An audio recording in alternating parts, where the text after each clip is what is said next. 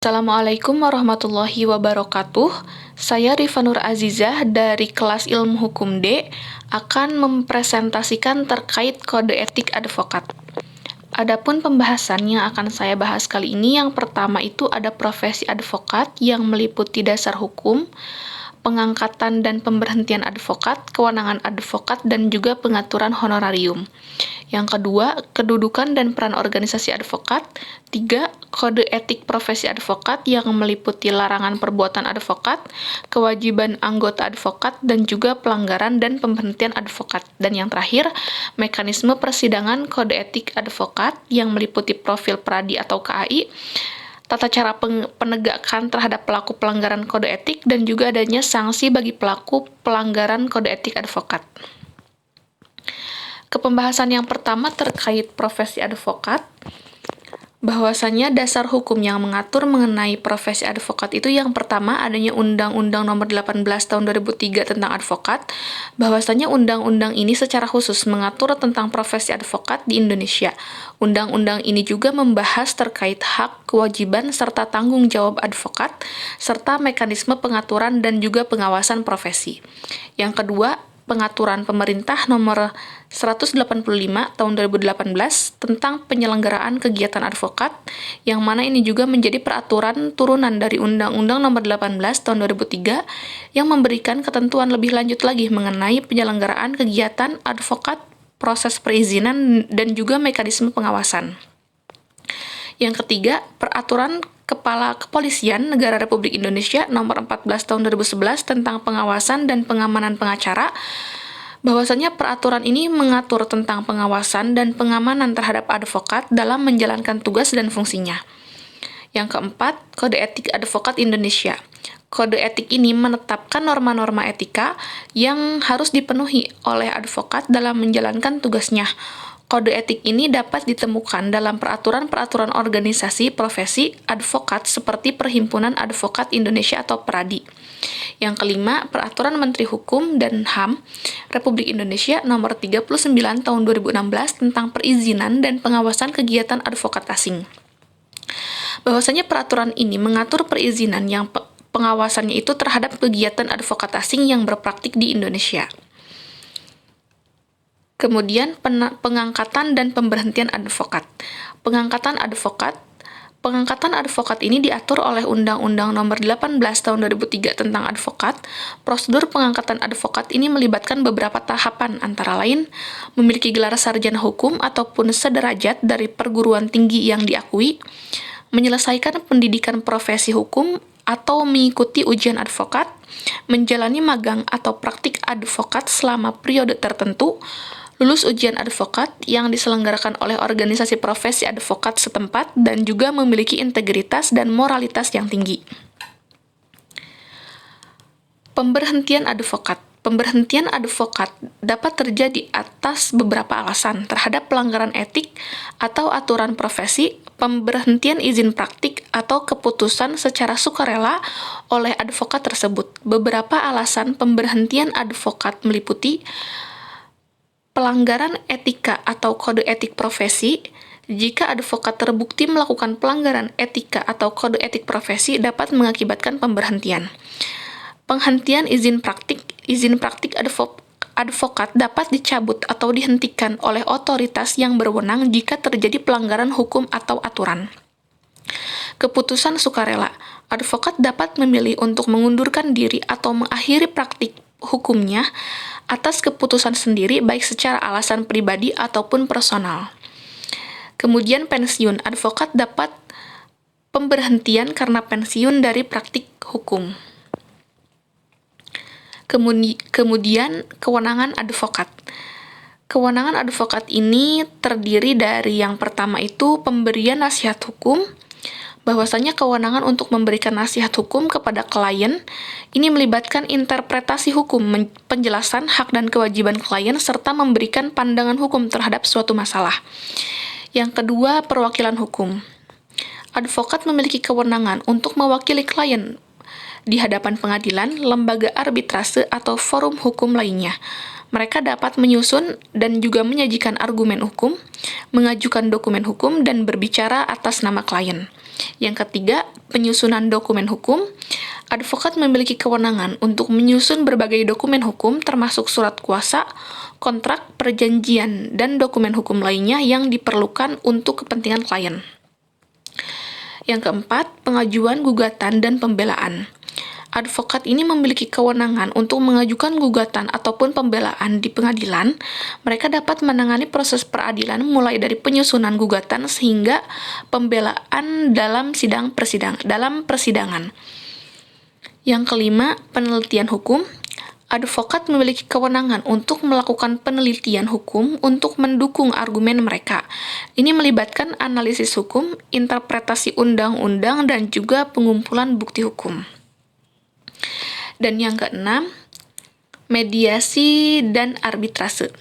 Advokat dapat terlibat dalam proses mediasi dan arbitrase untuk membantu klien mencapai penyelesaian sengketa di luar pengadilan. Yang ketujuh, pengawasan dan perlindungan hukum klien. Advokat memiliki kewenangan untuk melindungi kepentingan hukum klien dan menjalankan tanggung jawab pengawasan dalam memberikan saran yang terbaik.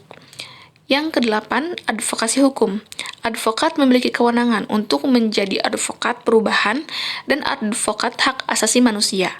Mereka dapat terlibat dalam kampanye hukum dan advokasi untuk memperjuangkan keadilan dan hak-hak masyarakat. Kemudian, pengaturan honorarium. Pengaturan honorarium advokat di Indonesia ini diatur oleh Undang-Undang Nomor 18 Tahun 2003 tentang advokat dan Peraturan Pemerintah Nomor 23 Tahun 2018 tentang tata cara penetapan dan pembayaran honorarium kepada advokat. Ada beberapa poin terkait pengaturan honorarium advokat yang meliputi, yang pertama itu pertimbangan bersama. Honorarium advokat ditetapkan berdasarkan kesepakatan antara advokat dan kliennya. Pihak advokat dan klien dapat menentukan jumlah honorarium dengan pertimbangan bersama. Yang kedua, sifat kerahasiaan honorarium.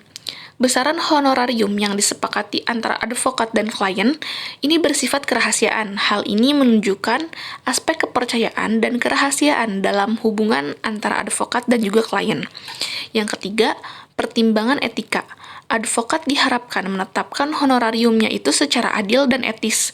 Kode etik advokat Indonesia ini mengatur bahwa advokat tidak boleh memanfaatkan keadaan kliennya untuk mendapatkan keuntungan yang tidak wajar. Yang keempat, faktor-faktor penentu honorarium. Beberapa faktor yang dapat menjadi pertimbangan dalam menetapkan honorarium advokat antara lain tingkat kesulitan dan kompleksitas kasus, waktu yang dihabiskan, biaya operasional, pengalaman advokat, dan hasil yang dicapai. Yang kelima, kontrak layanan hukum. Disarankan untuk membuat kontrak layanan hukum yang mencakup kesepakatan tentang besaran honorarium, cara pembayaran, dan hak dan kewajiban masing-masing pihak. Kontrak ini juga dapat memberikan kejelasan dan melindungi kedua belah pihak. Yang keenam, pembayaran secara profesional. Honorarium dapat dibayar secara profesional tergantung pada progres atau tahapan tertentu dalam penanganan perkara. Ini dapat mencakup pembayaran muka dan pembayaran setelah mencapai langkah-langkah tertentu. Dan yang terakhir, yang ketujuh, perhitungan adil. Advokat diharapkan untuk menggunakan pertimbangan etis dan profesional dalam menetapkan besaran honorarium agar sesuai dengan standar profesi dan memberikan nilai yang adil untuk layanan hukum yang diberikan. Kedelapan, laporan dan transparansi. Advokat diharapkan untuk memberikan laporan yang transparan kepada klien terkait dengan biaya yang honorarium yang dibebankan. Ini termasuk memberikan rincian terkait dengan pembiayaan operasional dan upaya yang telah dilakukan. Dan yang kesembilan terakhir, penentuan bersama dengan konsili advokat. Dengan beberapa kasus, jika terdapat perselisihan antara advokat dan klien terkait honorarium, pihak-pihak yang berselisih dapat mengajukan permohonan kepada konsili advokat untuk memediasi atau menyelesaikan sengketa tersebut. Pembahasan yang kedua terkait kedudukan dan peran organisasi advokat.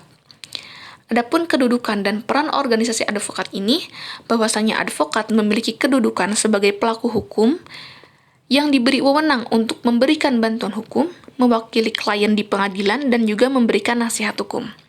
Adapun peran utama advokat melibatkan pembelaan hak dan kepentingan hukum kliennya, serta memberikan pandangan hukum yang kompeten untuk membantu pengambilan keputusan.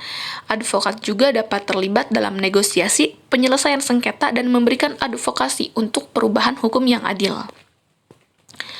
Pembahasan yang ketiga terkait kode etik profesi advokat. Larangan perbuatan advokat. Kode etik profesi advokat mengatur serangkaian larangan perbuatan yang harus dihindari oleh anggota advokat demi menjaga etika dan integritas profesi.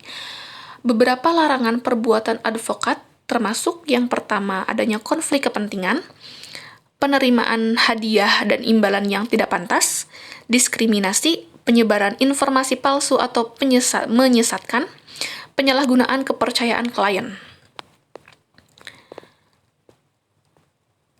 Kemudian, kewajiban anggota advokat. Kode etik profesi advokat juga menetapkan sejumlah kewajiban yang harus dipatuhi oleh anggota advokat untuk menjaga standar tinggi dalam praktik hukum.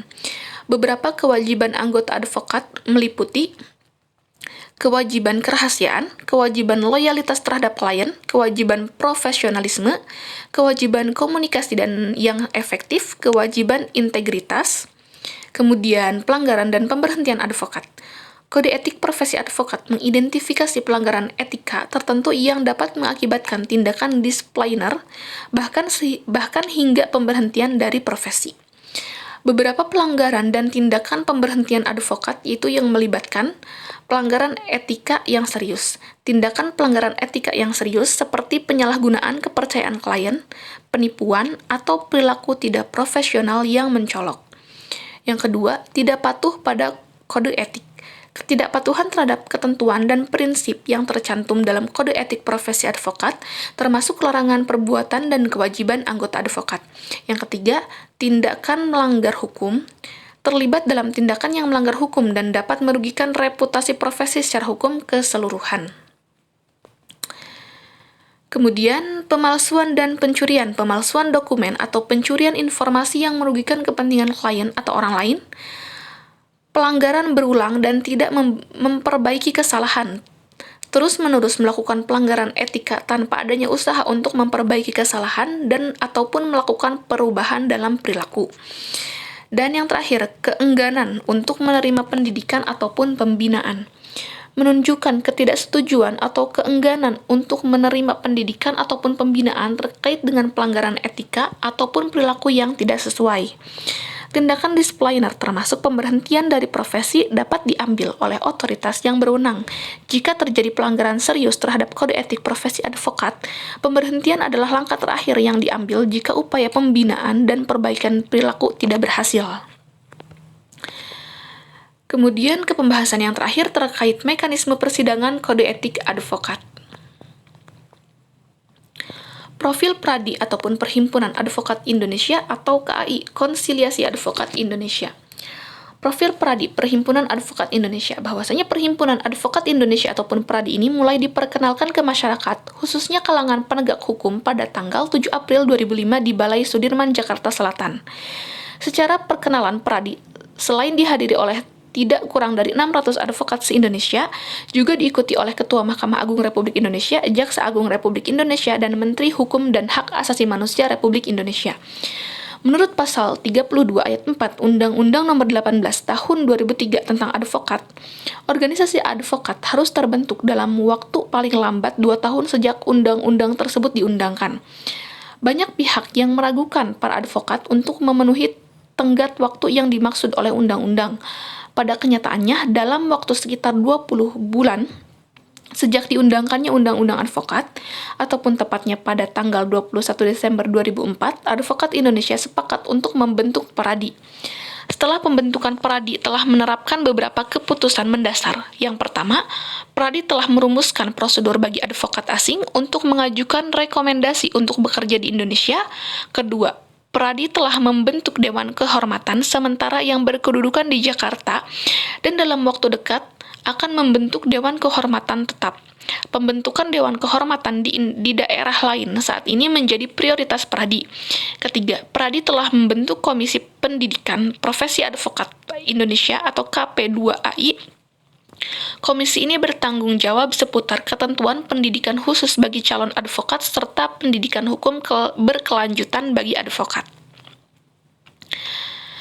Masih membahas terkait profil Pradi, baik KKAI maupun Pradi telah menyiapkan bahan-bahan dasar untuk digunakan Pradi untuk meningkatkan manajemen advokat di masa yang akan datang.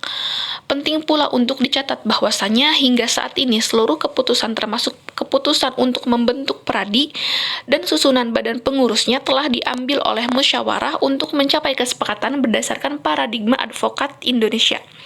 Meski usia Pradi masih belia, namun dengan restu dari semua pihak, Pradi berharap dapat menjadi organisasi advokat yang bebas dan independen, melayani untuk melindungi kepentingan pencari keadilan dan menjalankan tugas sebaik-baiknya untuk melayani para anggotanya.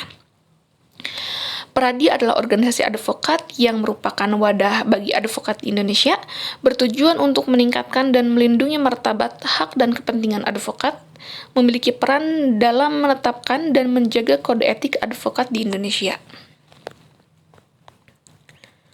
Kemudian KAI, Konsiliasi Advokat Indonesia atau Kongres Advokat Indonesia ini adalah organisasi advokat yang keberadaannya itu diakui secara konstitusional oleh negara berdasarkan Undang-Undang Advokat Nomor 18 Tahun 2003 serta Putusan Mahkamah Agung Nomor 101/PUU /2009 Junto Putusan MK Nomor 112 Tahun 2014 dan Putusan Mahkamah Konstitusi Nomor 36 Tahun 2015.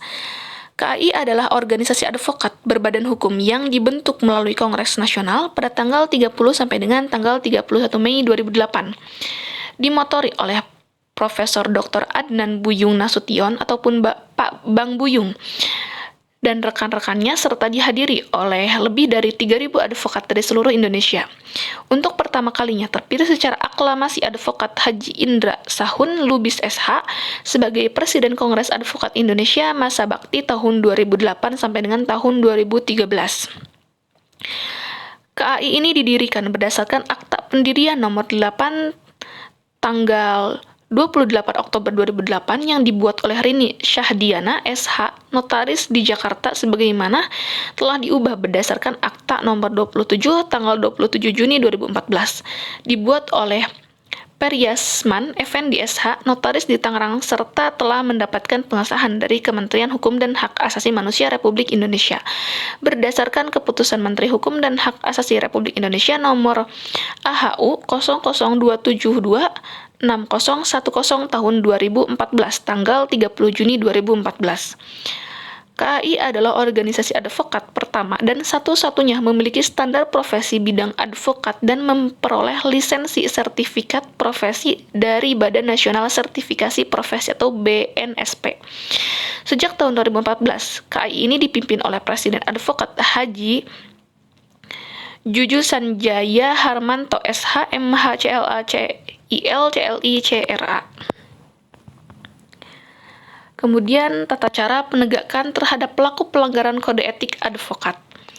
Yang pertama itu melakukan pelaporan pelanggaran kode etik advokat dapat dilakukan oleh pihak yang merasa dirugikan ataupun oleh pihak ketiga yang mengetahui pelanggaran tersebut, kemudian dilakukan penyelidikan awal. Organisasi advokat ataupun lembaga terkait melakukan penyelidikan awal untuk menentukan apakah laporan memiliki dasar yang cukup untuk proses lebih lanjut ataukah tidak. Yang ketiga, melakukan pengajuan dakwaan. Jika penyelidikan awal menunjukkan bukti yang sangat cukup, dilakukan pengajuan dakwaan resmi terhadap advokat yang diduga melakukan pelanggaran. Yang keempat, sidang etik. Persidangan etik ini diadakan untuk memeriksa bukti dan juga argumen dari kedua belah pihak, serta untuk menilai apakah pelanggaran etika itu telah terjadi ataukah tidak. Yang kelima, keputusan dan sanksi. Setelah persidangan, lembaga etik akan mengeluarkan keputusan dan jika diperlukan memberikan sanksi etik sesuai dengan tingkat pelanggaran yang terbukti. Kemudian, melakukan banding. Advokat yang merasa tidak puas dengan keputusan dapat mengajukan banding. Proses banding ini biasanya melibatkan tingkat yang lebih tinggi dalam organisasi advokat. Dan yang terakhir, pelaksanaan sanksi. Tidak jika keputusan tetap setelah proses banding, sanksi etik akan diterapkan. Sanksi dapat berupa peringatan, pembekuan sementara ataupun permanen dari keanggotaan, atau sanksi lain yang dianggap sesuai dengan perbuatan yang telah dilakukan oleh pihak-pihak yang melakukan pelanggaran terhadap kode etik advokat. Kemudian sanksi bagi pelanggaran kode etik advokat. Sanksi untuk pelanggaran kode etik advokat dapat bervariasi tergantung pada tingkat pelanggaran dan kebijakan organisasi advokat. Beberapa sanksi umum ini meliputi yang pertama, peringatan tertulis, memberikan peringatan tertulis sebagai catatan resmi atas pelanggaran etika. Kemudian yang kedua, denda etik, menetapkan denda etik yang harus dibayarkan oleh advokat yang melanggar kode etik. Kemudian yang ketiga, pembekuan sementara dan permanen. Pembekuan sementara ataupun permanen ini dari keanggotaan organisasi advokat. Kemudian yang keempat, pemecatan dari profesi advokat yang dapat mencakup penghentian lisensi praktik hukum. Yang kelima, pemulihan biaya, memerintahkan advokat yang terbukti bersalah untuk membayar biaya yang terkait dengan proses penegakan etika. Sekian mungkin presentasi yang dapat saya sampaikan. Kurang lebihnya mohon maaf. Wallahu muwaffiq ila aqwamit thoriq. Wassalamualaikum warahmatullahi wabarakatuh.